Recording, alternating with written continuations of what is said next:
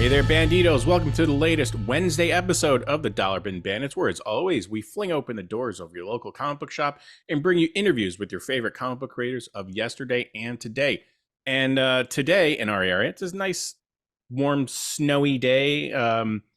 Warm inside, snowy outside, I should say. And, if you're like us and you're going to be digging out for the next day or so, what better way to do so while listening to an episode of the Dollar Bin Bandits?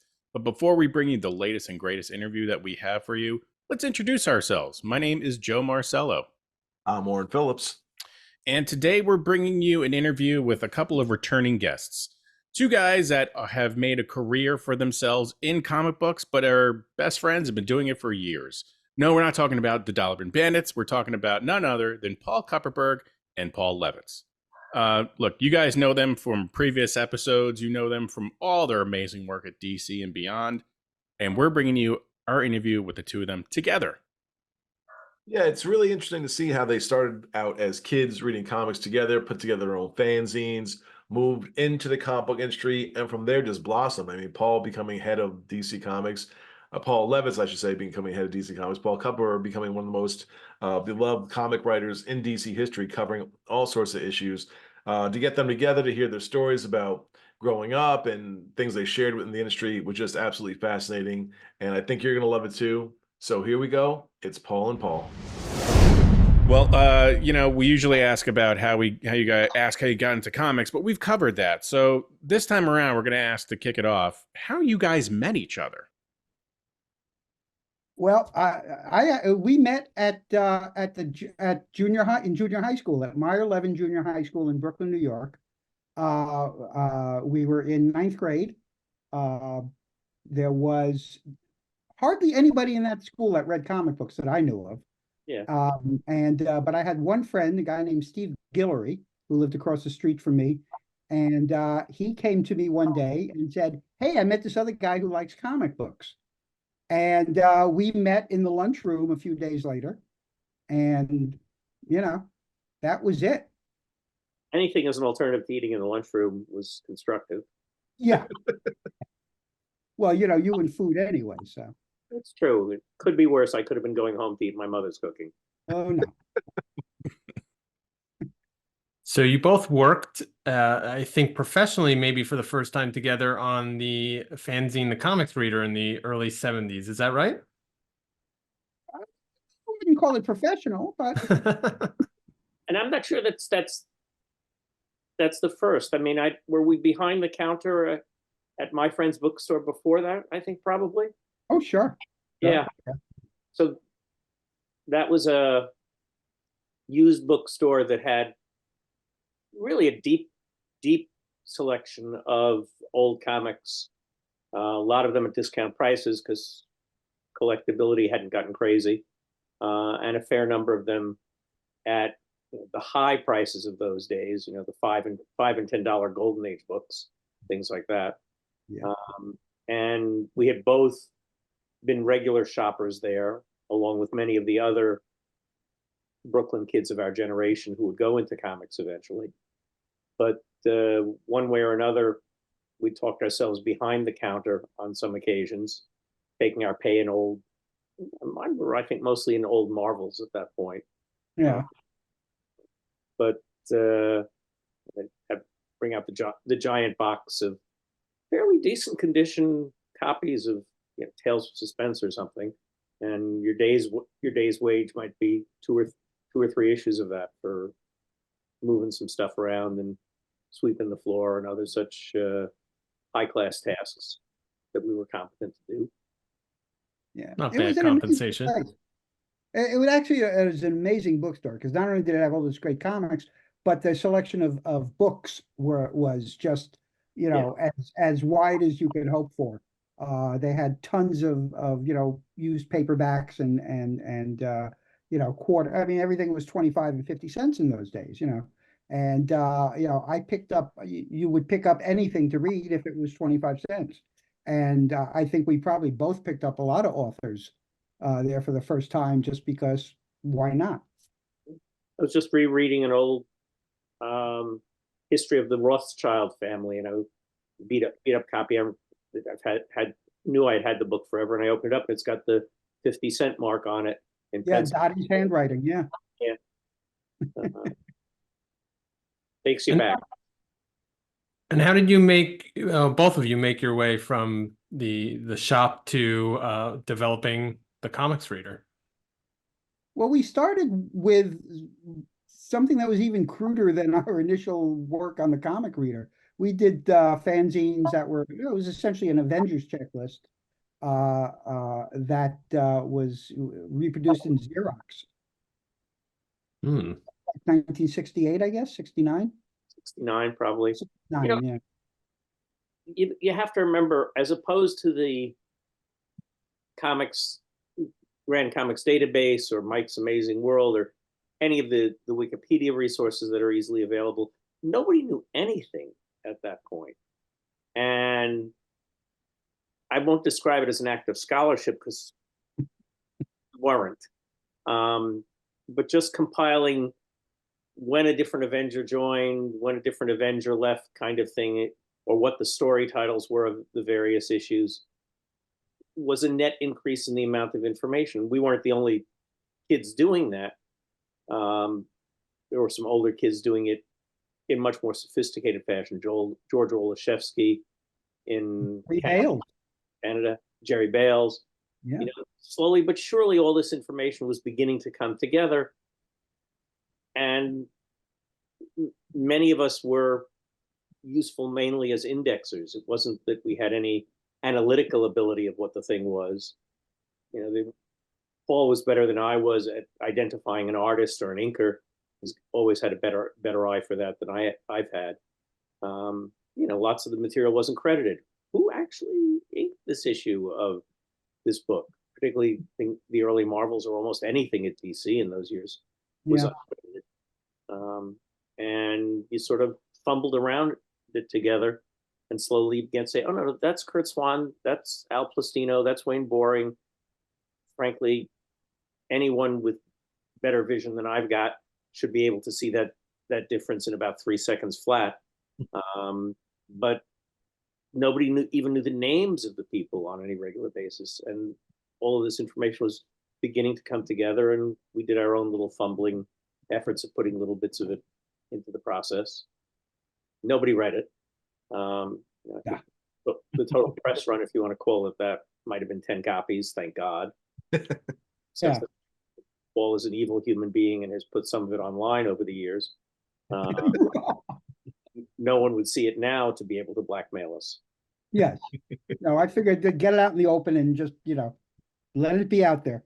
No, it was just, you know, that's what we did. I mean, we were also doing these things called APAs, which were amateur press alliances, which were, you know, these groups that had private mailings of fanzines, and we did those on Ditto and mimeograph.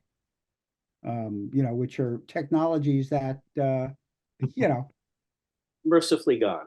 yeah. Although, you know, that Ditto fluid, you could get a good little buzz going with that.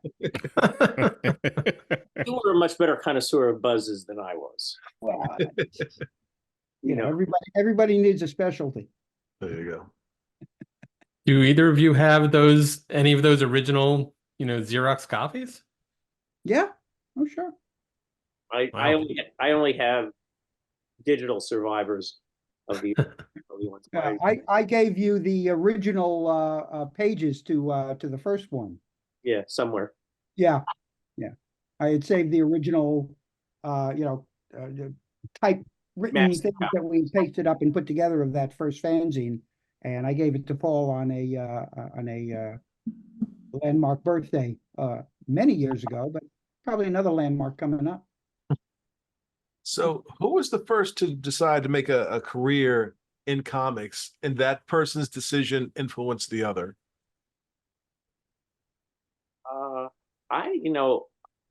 I wasn't intending to have a career. First of all, when we went into comics, nobody thought comics would be around long enough in America to have a career. Right. So pretty much everyone of our generation, or the guys who were a few years older than us, Len and Marv, Mike Friedrich, names you would certainly know, were doing it as a way station towards doing something that might pay the rent for the rest of their lives. Some of the guys wanted to write TV, some wanted to write animation, some wanted to write prose. I thought I would get a business degree and get a real business job in a real business, maybe what today you would call tech. In those days, weren't you a science geek when we first met? Didn't you have a chemical engineer kind of ambitions or something? In junior high, I thought I was going to be a chemical engineer. That ended the first time I smelled the chem lab in high school. But I still thought I would work with something that had to do with science. I was interested in science. I'd learned to computer program while I was still in junior high school in a crazy National Science Foundation program up at Columbia University. And this was going to pay the college tuition and kill time in a very pleasant fashion, and then I would get a real job and be a grown up. I don't think you've ever wanted to be a grown up, but. And how about you, Paul? Well, I kind of. It's very weird. I mean, I thought about this recently. I wrote I've written my comic book memoir, which I'll be publishing later this year. But so I was thinking about that, and I don't think I ever had a plan. I was just kind of like going along. Well, yeah, Paul's nodding because he knew me. But I was just kind of going along, and I loved comics, and comics had a very, there was a big escape component in comics for me, in things that were going on at home. So, I don't know what I think in the back of my head, I thought, well, I'll be an English teacher because I liked writing. I knew I wanted to do that. I didn't think anybody would ever pay me for it. So I figured I'd end up, teaching English. And then we got into the whole fanzine thing. And then all of a sudden, everybody around me is like, well, you just went pro and you just went pro. And, what am I waiting for? And I took a shot. It's hard to explain relative to how the world operates now. Yeah. But there was a moment there when, first of all, the industry was expanding a little bit for the first time in maybe 20 years. And at the same time as it was expanding, creating a couple of new seats, a bunch of the older guys, there were very few women, were retiring or in need of being retired in terms of their skills, aging out of contact with the audience. And virtually anyone in the New York metro area who was a serious comic fan got a shot at being in the industry. For some, it was just you got to write a story or two. For some, you got some kind of schleppy quasi-intern kind of job. Some of us got lucky and had a little more serious opportunities. But one way or another, you got in, you kind of swam around a little bit. The system either said, no, why did we let you in the first place? Please go home and do something else. Surely your parents can get you to be a plumber. Or you woke up one morning and said, oh, the guys who've been doing this for 20 years are still making burger flipping wages. Maybe I should do something more constructive with my life economically. And you ran in terror, or any combination of the above. But you almost automatically got a chance. It was a chance of varied in each of our lives because it depended on what seat came open what day. But you got a chance, and you knew you were going to get a chance from a very ridiculously young age because you just saw it all around you. Just a quick follow-up, Mr. Levitz, because you mentioned that you had that background in science. Did having that in your back pocket help when you were doing Legion, talking about the future, talking about all the scientific changes that have happened in the world in the future? I mean, I always liked science. I read a tremendous amount of science fiction. Mhm. I don't think there's very much in the Legion that we prognosticated about the future that was enormously scientifically valid. Okay. But I think the technobabble probably sounded a little better than maybe somebody else's technobabble because I knew a few more of the words. Mhm. Maybe. Um, I, Makes sense. I wouldn't want to try and build any of those things, particularly the ones that Keith designed. I think they would blow up pretty fast. Yeah. Yeah, I'm always kind of amused when people, say, well, what's the basis? What's the background of this thing? It's like, well, it's a comic book. There is no basis or background. We're making this stuff up. We don't need a basis or back. I don't need to logically explain Superman's superpowers. You know why? He's Superman. And actually, again, remember, we come into the business when the assumption was that we were creating comics for Ourselves. ourselves, but the 8 to 12-year-old version of ourselves. Yeah. We didn't even have to have stuff that would make sense to a 16-year-old yet. Right. That would change very early on in our careers, but the first few years we were doing it, it has a beginning, it has a middle, it has an end, it has the right number of pages. It's sort of in the English language. I would have been happy with 3 out of 5 of those. Yeah. And at the rates they were paying, it's impressive that they could get 3 out of 5 of those. Most of the people. Well, Denny O'Neil once described it as a need for carbon-based life forms that can type. Yeah. So I would love. Let's move on to you're working with each other at DC, and specific, because that was, I don't know, a couple of years, right? No. How did that happen?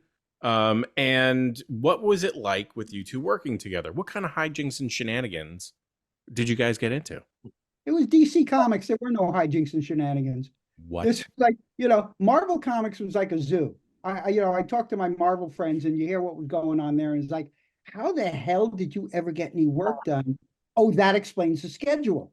But at DC, there wasn't a lot of hijinks. I mean, people, had fun and all that, but we weren't running around. We weren't having, assistant editors month and pie fights in the hall.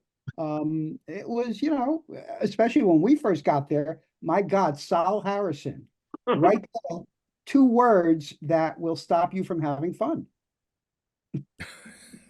I think everything Paul said is absolutely true.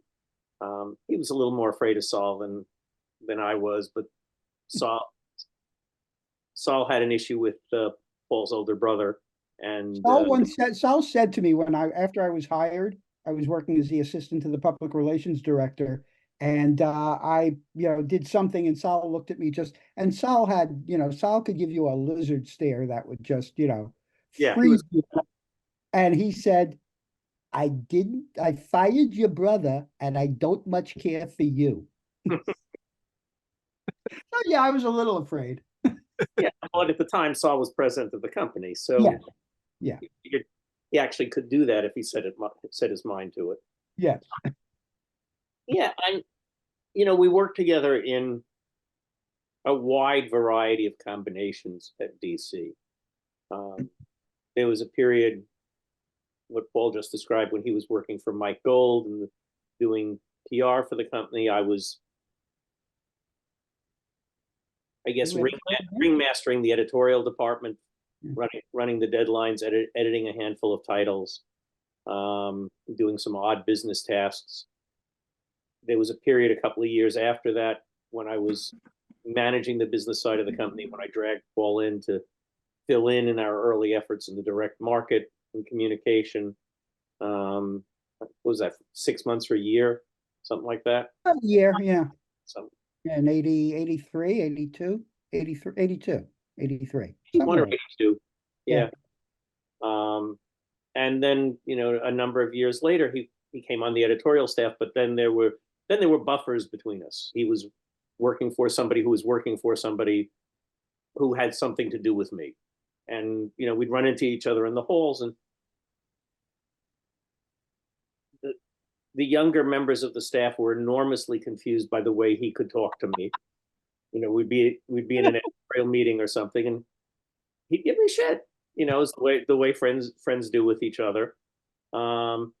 And some other young person who attributed to me that kind of lizard stare that Paul was just talking about Saul having. He didn't fire you for saying that? Oh, my mother would never let me do that. So she likes him better than she likes me. So I can't fire him for any of that. That's right. But we didn't have a lot to do with each other on that stuff on a daily basis, that period. And then there was during the period when I was an editor, when he wrote some fun stuff for me, backup stuff for Men of War. I remember fondly, and odds War Tales. Yeah, odd sort of weird war kinds of things, or intro pages. Doom Patrol. Sort of. Again, it wasn't a very formal structure, and we were expanding. We need something done. There's a handful of young, new, or aspiring writers hanging around, and there was a fair level of cronyism to it. My worst moment of cronyism, I think, was I was getting married, and Paul was living in Chicago, and Marty Pasco was living in LA. So I just assigned them each an issue of Brave and Bold to write to cover, so that they'd have money to cover the airfare to come in and be groomsmen. Yeah. I mean, they were perfect, just as competent to write those issues as any of our other writers. But, it's not exactly a decision of high integrity to be deciding it on that basis. My friend could use $1,000. What's the harm? The only thing we have, the only story, we worked again as editor and writer, but the thing we collaborated on most closely was that Showcase 100. That was it wound up being every character that ever appeared in the first 99 issues of Showcase in 130, whatever it was, 4-page story that we did with Joe Staten. So that was a bit of insanity that we plotted and worked on together. That was fun. And occasionally I would lean on Paul. Oh shit, I've overcommitted myself. Can you jump in and dialogue this job that I plotted, or ghost a couple of pages for me on something? Yeah. I don't think I ever ghosted anything for you. You didn't overcommit yourself as messily as No, I was always the guy who, I was like, I was finishing dialogue jobs for Len and for Jerry and for Roy. Like if somebody was behind, Patty would call me and say, "Can you do this overnight?" And like, yes, I can. It's not going to be very good, but I can do it overnight. So was any worse than the other guys doing it more slowly. Right. Well, Steve Mitchell told me a story that I put in my first book of interviews, Direct Conversations, about the day that Neil delivered the last pages of, I forget if it was Spider-Man or Ali, but he delivered the last pages, and Saul was there, so it must have been Superman. Was Saul there for Ali? Yeah, no, he was there for both of them. Okay, so whichever book it was, but Sal's standing there, he's, looking down at the page, he's flipping through, looking at the pages, and he turns to Neil and he goes, "Adams, it's the best thing you've ever done." Now I lost the punchline. "It's the best thing you've ever done, and it's not worth the wait." That was it, yeah. Right, because Superman Ali was not exactly running on time, as I recall. Yeah, I think it didn't quite make it into the wrong century, but it was trying very hard to do that. Based on what you guys were just saying, Mr. Levitz, what was Paul's greatest strength as a writer? And Mr. Kupperberg, what was Paul's greatest strength as an editor? I think Paul has a very naturalistic ear for dialogue, which I envy. It's not one of my great skills. I'm a plot guy more than anything else. And some writers, I envy it in my youngest son, who's the only one of my kids who works creatively, has that gift as well. They naturally hear how people speak. Maybe I don't, because I tend to speak in a more pedantic fashion. I was pedantic long before I was a teacher. It's how I speak. Pedantic at your bar mitzvah. Come on. Probably. And I was there. Yeah, you're all right. Rat me out. But it's wonderful to be able to make, particularly in comics, where you're so limited in the amount of space that you've got to work with in the balloons. You can't really have long monologues. Our friends Don McGregor or Steve Gerber notwithstanding, or even Chris Claremont for that matter. But to be able to write a single balloon that has a distinct personality to it is a wonderful skill.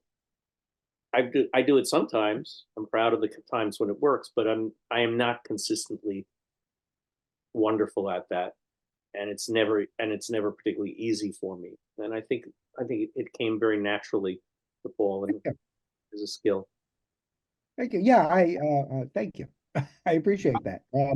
Yeah, I think well, I think Paul's strength was in his plotting, because whereas I'm strong at dialogue, I'm not as strong at plotting. I mean, I get the basics, and if I'm given enough time, and back in the old days when we worked on typewriters, it's a lot easier now. Now when you can go and backfill and stuff. But back then, I think my plots tended to be a little, very very linear. So it was good to work with somebody who was stronger at plotting, who could help me get past that. And also, he's not a type of editor, and hopefully I did that myself when I was an editor. I don't want to tell you what to write. I'm not here to write, I'm not here to take credit for the story as the editor. So yeah, I think I like to challenge the writers, and I like to help the writers in the process. And having learned to write comics from Joe Orlando, who did not think of himself as a writer, but had as fertile and fast an imagination as anybody I've ever worked with. Joe taught you not to be precious. Ideas are ideas. If there aren't enough, Joe's phrasing was, if there aren't enough ideas on the front page of the daily newspaper today to get your story, you don't know how to read. And it's not that you're doing things that are specifically about the war in the Ukraine or the mess that's going on in the Middle East or something like that. But you read it and you see something about the humanity of the people, and it becomes a metaphor for what you can do. It's a riff, it's a starting point. And I was very well trained in doing it. yeah, I got Julie Schwartz was he never articulated it, but in the way he ran an editorial session, he was just an idea. He was an idea hose. He just, you would sit there and you'd sit down and go, okay, I was thinking maybe this issue we do Terror Man, because for some ungodly reason I wrote way too many Terror Man stories for him. But we'll do Terror Man, and then Julius he's waving the hose and he's spraying you with ideas before you can even get yours out.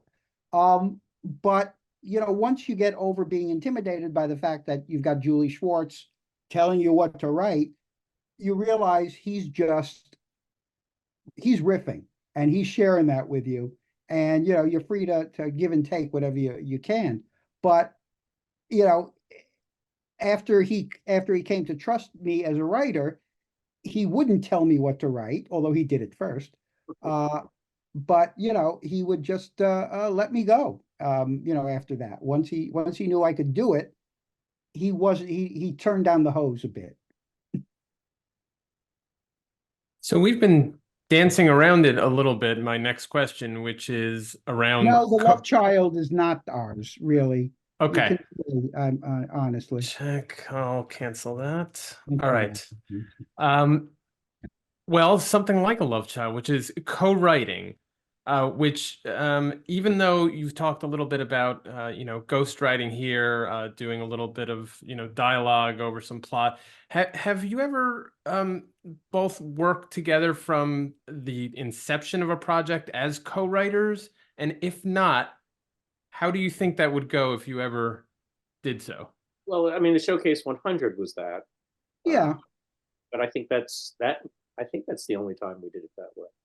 I think so. Yeah. I mean, I've never been much on co-writers, on collaborating on with another writer on a project. I did a few stories with a friend named Bob Toomey back in the 70s. We wrote a few scripts for Warren together, and Weezy Simonson, who was the editor at the time, bought them from him because what the hell, they were only paying like $25 a script at the time. But never ran them because she said, no, Bill, Bob, these just don't sound like you. That's not what I want. But it's the only time I've ever really worked in collaboration. I don't like it. It's not natural. I mean, how do you stop and take two separate ideas? I know people do it, but in my head, it's just, I can't see merging ideas that closely and getting anything done.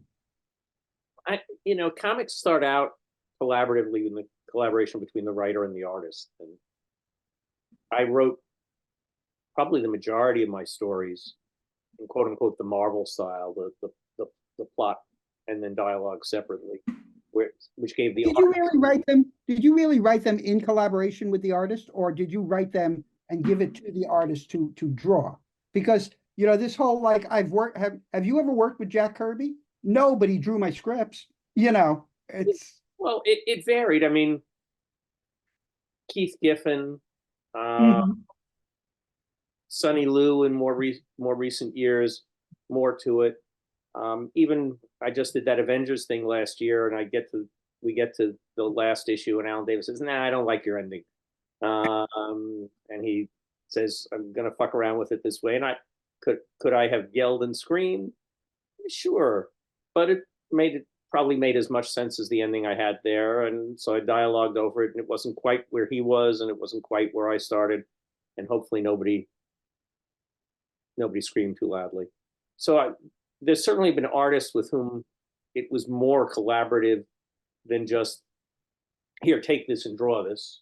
The plenty of stories that work that way. But even when it's just take this and draw this, the artist still influences what the story is in the process, how the expressions they put on the character, whether they add a panel, subtract a panel, combine a panel, things like that. There's no pent up desire to get, and you've got the editor occasionally in there as yet another loud voice. No great rush to invite somebody else in. I have a lot of my early work in the 70s where it is done with somebody else doing the dialogue, or I just do the dialogue covering for somebody else who's behind schedule, like Len, a couple of times. But that never was something to aspire to. That was just, we're making sausages and we need to get some more sausages out of here today. Who's on the assembly line who can stuff something in the case? I can't look back on any of those stories. No offense to Paul, who dialogued any number of them, or any of the other people I worked with in it, but the work that wasn't intended to create your best product. Given my druthers, I'd rather do my job.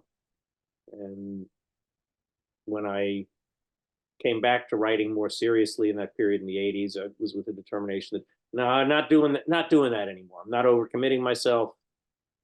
I'm going to do this run all by myself, for better or worse. Yeah, I find it fascinating when we have a writer that's been part of a writing team on, because it doesn't, to Paul Kupperberg's point, it doesn't seem natural to me. So it's always fascinating to understand sort of the mechanisms for how something from sort of two brains is written, and then again interpreted by the artist and the editor is there. So you know, folks like Keith Giffen and J.M. DeMatteis on Justice League, and trying to understand how that all worked out, because it worked out swimmingly, you know, for so many years and so many projects.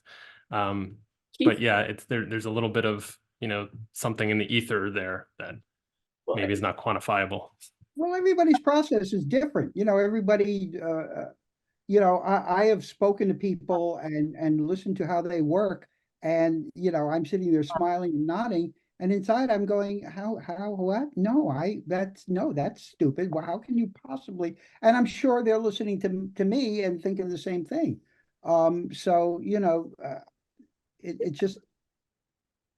Dan DiDio managed to put together a sort of classic TV writer's room approach to do the 52 project.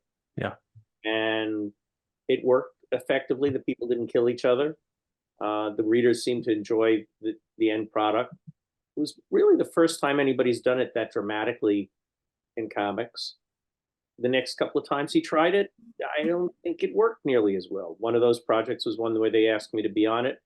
I sat through the first couple of meetings on it, and I just said, no, what you're asking me to do is not what I do.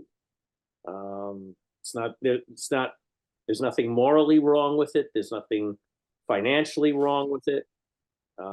There's no disrespect intended. I'm just not at the point in my life where I need to do something just because I need to do the work to pay the rent. And I'm not going to sit here and do something that I'm not good at, and I don't think will yield a good result. And I abandoned that project. I don't even remember the name of it anymore. I think I know what you're talking about. I was on it for a few minutes, I think. And you know, whatever. When later on, when the project collapsed or began to alter, the guy from TV who was show running it, whatever the hell that meant in comics terms, finally turned around to me and said, yeah, you were right to get the hell out of there. That's I didn't get what you had to do to make good comics. And again, no ill intent on anybody's part. Just it's hard. It's a different kind of hard. And writers' rooms work for television because it's a totally different media form, because the writer's role is entirely different, and the economics and time frame permit a different kind of collaboration. Okay, you rewrite every line of dialogue for this character that you have the sensitivity to. And you're getting a regular weekly paycheck, nice regular weekly paycheck. And you understand that's the rules of the game when you come in. And that's how you'll work as a utility player. And don't worry about the dialogue for the other characters, because somebody else will rewrite those. Okay. Not better, just different. I think the attempt to make comics more like movies and television in the last, 10, 15 years has been a problem. I mean, there was that kind of writer's room thing. It wasn't quite a writer's room thing, but the Superman Triangle era. Mm-hmm. Where they managed to successfully bring everybody together every 6 months and work out that, the overall arc in the Superman books. My least favorite era of Superman ever. It just didn't feel right. It just, there was too many hands in that thing. I felt a little better about that than you do, but I still kind of give Mike Carlin a lot of credit for how he pulled that together. But absolutely, yeah. The fact that it worked commercially, the fact that it entertained the readers, and of course we had that whole Death of Superman freak lightning in a bottle in the middle of it, all the more so. But it's not a natural state for comics. Comics is really, it's a guy or two guys or, two people sitting alone in a room doing their jobs. And, it's very, or one person. I mean, you've got the Will Eisners and the Joe Kuberts and the whoever who can do everything from scratch. And, thank God that wasn't a requirement because, neither of us would have had jobs. But, Yeah, I knew Will pretty well, mhm. and I know I've heard enough stories from a bunch of the people who lived and spent time in the studio. Even though it was a group of people, the Eisner studio creating the spirit, it was Will Eisner's spirit. It was the creator and a bunch of hands helping. That included genius. I mean, you had Jules Feiffer in that room, very young Jules Feiffer, very learning Jules Feiffer, but it was Jules Feiffer, who's one of the smartest guys I've ever spent any time with. But he was doing Will's story. Yeah. And you had a young Jerry Grandinetti, who was an architecture student, so he could make beautiful buildings out of things. You had Lou Fine, who could just draw anything. Nick Carty, Yeah. a lot of brilliant people. But it was Will Eisner in one room all by himself and a bunch of guys in the other room executing a vision to match what Will's vision was. And impressive that it came out as well as it did. But it's not It's rare. yeah, and it's not a collaboration in the sense of a meeting of equals. It's not, there was no co-writing. There were scripts by Pfeiffer that Eisner was the editor and the guide of, but they were not co-writing those scripts. They each had a role in the game to play. Scripts by Bill Woolfolk that were less brilliant than some of Pfeiffer's, but still very solid. But again, Bill did his thing. Eisner pointed in the directions he wanted. So I wanted to ask, in your time working together over the years, what are maybe some of the most exciting moments you've had the opportunity to share together? Etc. #1. Yeah. That was the first real fanzine that we did in 71 was called Etc. And it was supposed to it was designed to replace Don and Maggie Thompson's then running monthly newsletter. And they were folding it to have lives or something. And we decided, we're here. We're in New York. Paul was going to school in Manhattan, so he had access to, to the companies. And so we put together a fanzine, had a printed photo offset. It was still pretty shoddy, but it was done by 15-year-olds and it was sincere. And I was only 14. I was only 14. You were 15. That's right. That's right. And I seem to remember that we got the first issue back from the printer February 9th. I think we signed it, didn't we? I think we signed it and dated it. But yeah, that would be like, holy shit, look what we made. This was substantial. It was 200. February 17th, 4:11 p.m. Okay. There you go. The 17th. Oh, the 9th is my brother's birthday. There you go.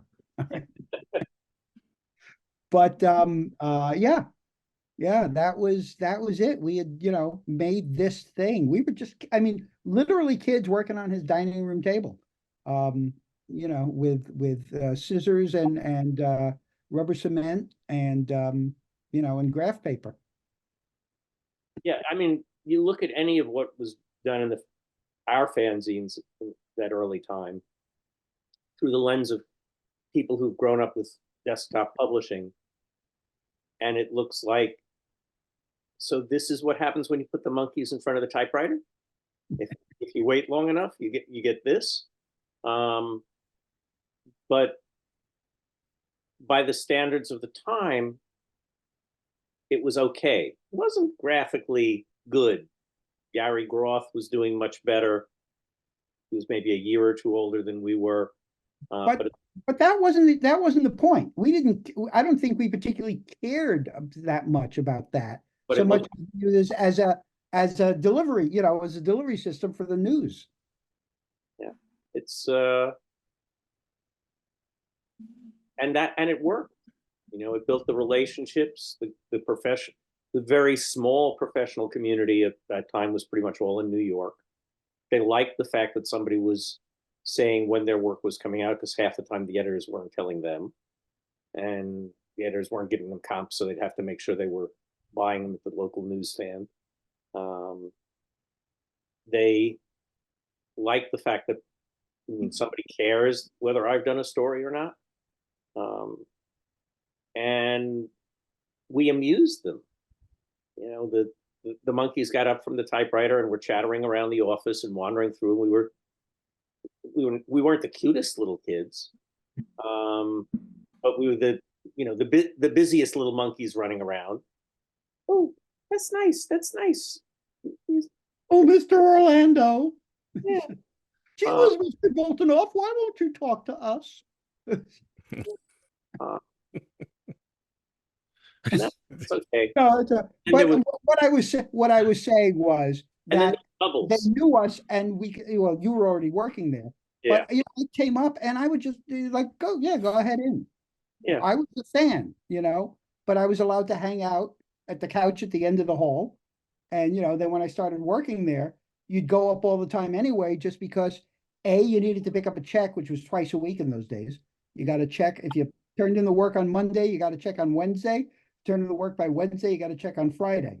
So, we all live check by check, and we're always up there for that. But you also hung out because you'd be walking up and down the hall, and someone would lean out and go, "Hey, I need a 10-pager." And that's how you pick up half your assignments. The first time I felt like I was a real professional writer, I'm walking down the hall and Julie yells out, "Paul, you got any ideas for DC Presents issue?" Julie Schwartz is willing to have me write something for him. I had done a ton of writing for the company, but it was always writing for editors whose assistant I was, which wasn't quite nepotism, wasn't quite corrupt, but certainly wasn't as demanding a thing. This was Julie Schwartz, a real editor. No, Julie, I don't, but give me 15 minutes, I'll come up with something. And I came back with a cover idea for the Superman Green Lantern story of Superman Green Lantern falling down and handing his ring to Clark Kent. Okay, and then we had a plotting session, and Julie did his thing, and I ignored some of it and used some of it and gave him a script, and he was happy, and it got drawn. It got drawn by every artist. Wow.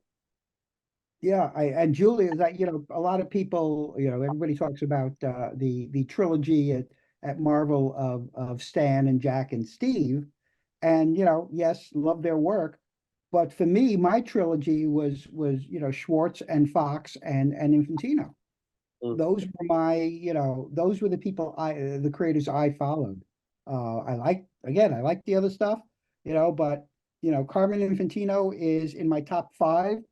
I don't think Jack Kirby is in my top 10, Great as he is, he never did it for me. Like, I was always a DC kid, just from start to finish.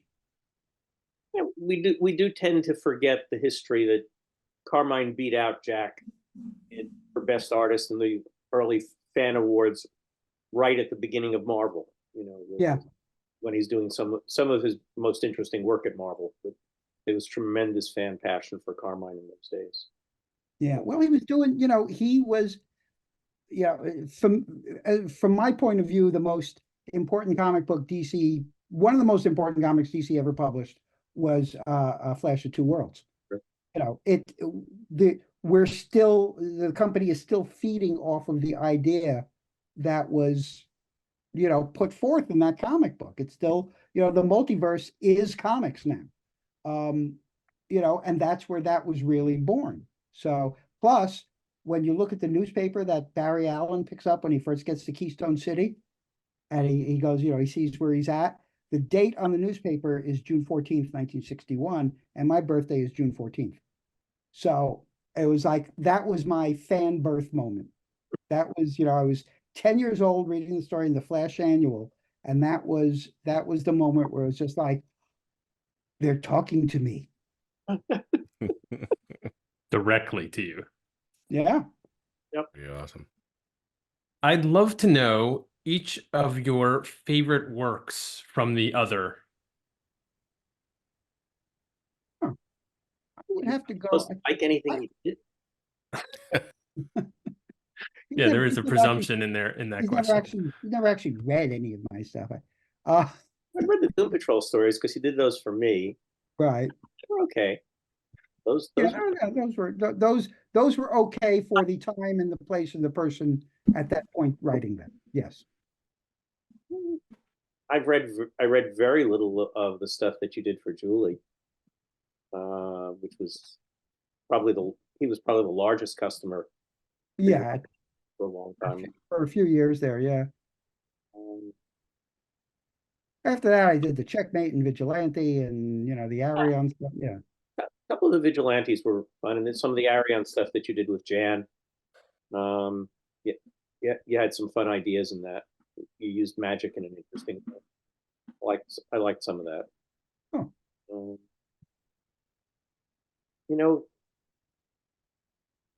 You're one of the differences in the jobs that we had over the years.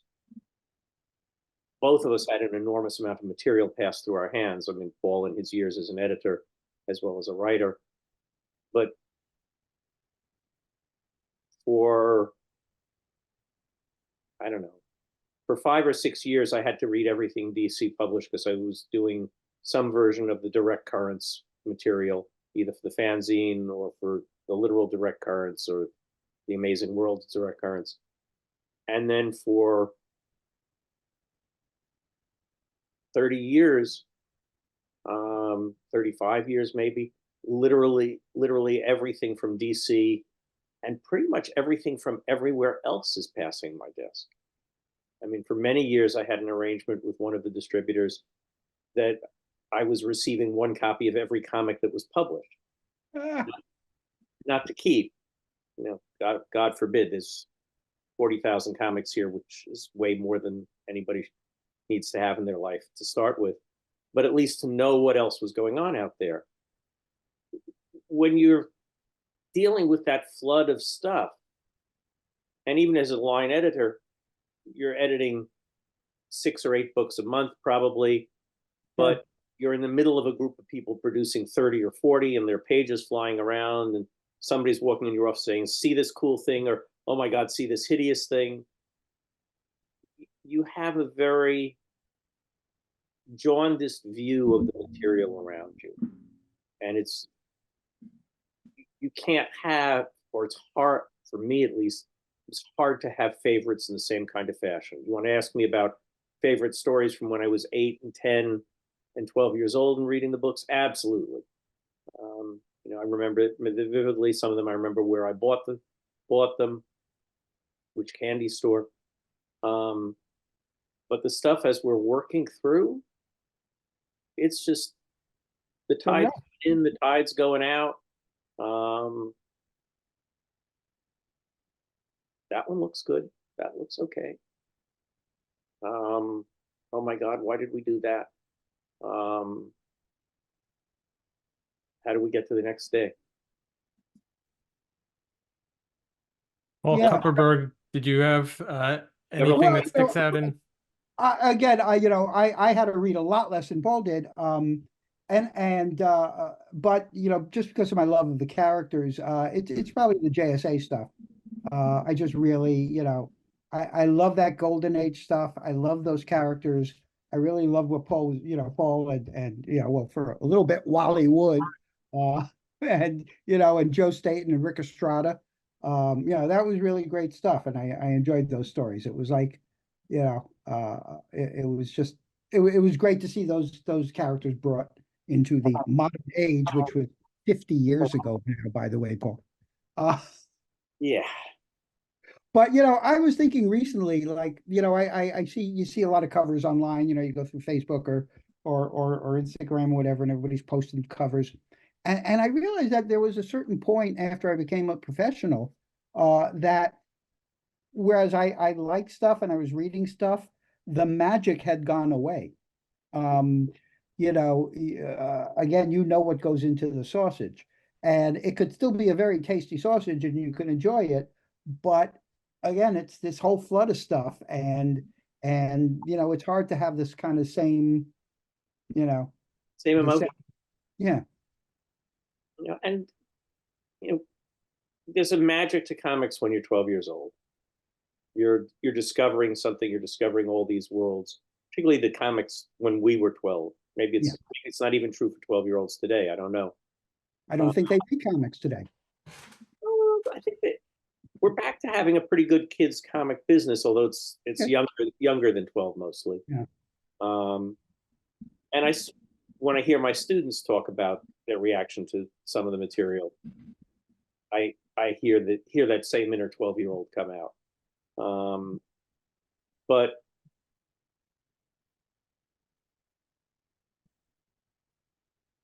the power of that first etc. was it was a first moment. Yeah. The power of seeing your first story, your first letter column, yeah, the first book you edited, your first editor's credit. Any of those things are incredibly powerful. Your 444th? Yeah, that's what I do for a living. That was a good day's work. And somebody else's 444th? It's got to be astronomical to make you sit up and take notice. Once in a while, I did, but not very often. I wish I could have more often, but it's hard. As Paul said, you're seeing it through different eyes. You're seeing the people who worked on it. You're remembering the excuse they gave you for being late. You're remembering the negotiation you had to have over the deal for it. You're remembering the fight they had with one of their collaborators and how that had to be patched together, or what it was like sitting at the printing plant dealing with a problem with it. Yeah, I've always said that the golden age of comics is 11. And it's what you read when you're 10, 11, 12, whatever that age is for you, that grabs you and brings you in and makes you, it takes you, and you can't expect to maintain. It's like, first love, it's like, I love you forever. And it's like honey past the mustard. The ardor cools down, even stuff you really love. Very good point. So before we go, hey, before we go, I want to ask Mr. Kupperberg if you could discuss your Kickstarter, and after that, if you guys want to share what you have coming up that we can look forward to. My Kickstarter is for a book called Direct Creativity. The creators talk about the creators that inspired them, and it's interviews with 18 different comic book creators, and including Dan Chichester, Mark DeMatteis, Dan DiDio, Mark Guggenheim, Joe Illich, Tom King, Barbara Karlberg, Mark Millar, et cetera, et cetera, et cetera. Roy Thomas, Mark Wade, Jerry Conway, we just got on Zoom and talked for a while about their influences and the things that made them love comics or movies or television or whatever it was. And it's real interesting. It's it's so many of the stories are very similar. I mean, you hear your own story, but then you have these, this wide variety of people. You have, Jim Owsley, Christopher Priest, who was, a working professional at 16. And then you have Mindy Newell, who was a 30-year-old nurse, OR nurse, who decided on a whim to try out for the New Talent Showcase. So everybody has these stories, and it was just really, really fun to get them out of them. Do you have any? Do you know when? Well, I guess it all depends on how the Kickstarter goes. But if you meet your goals, Oh, right. do you? Uh, obviously, um, but if you meet them in a timely manner, I'll say. Do you know when the projected publish date is? That will be May or early June. Okay. Yeah. All right. Great. So mark that on your calendars, and Mike, let's make sure we get that scheduled for then to discuss. Absolutely. And Mr. Levitz, how about yourself? I'm between writing projects right now. I've got one graphic novel project I've been playing footsie with Dark Horse with for the last year or so, and we haven't found the right artist for it yet. And I won't do any significant amount of writing on it until I know who I'm writing for. So I've been busy with teaching, doing more of that, doing really strange, odd projects here and there, but not anything that is available for civilians to purchase or read. Trying to write a little more on my website. I've been very lazy about that for the last few years, but I'm trying now to commit myself to put something up every week. I think I've managed 2 weeks in a row, and I'm very proud of myself. We'll see if I can make it to like 4 or 5 in a row. And we're back. Such a cool interview. Really loved hearing about these two together and their careers. I mean, we've heard about them independently and kind of what they've done over the years, but I just find it fun to hear about two friends who've just absolutely killed it in the comic book industry and, you know, made a career of it over the years, have kept in touch, are still pretty close and tight. And, you know, it was just a really fun conversation overall. So, you know, hey, hats off to us. Also, be sure to check out Paul Kupperberg's Kickstarter for his project called Direct Creativity, basically where he interviews many of our past guests and discusses what inspired them to do what they do. Again, many of them are past guests, and it should be pretty cool. So go to Kickstarter.com, search up Direct Creativity. And I like when we asked them, you know, what each other's strengths was as an editor and as a writer, because I don't think those guys have ever had that conversation with each other. So it was really nice to see them, you know, hear what the other had to say about their work. Like Joe said, a great interview. So happy to have these guys on. Love to have them again back down the line because there's so much of their careers for us to talk about. It's absolutely astounding. If you like this episode, tell your friends, tell your neighbors, hit the like button, subscribe, leave a comment. We'd love to hear from you. And we will see you again on Friday.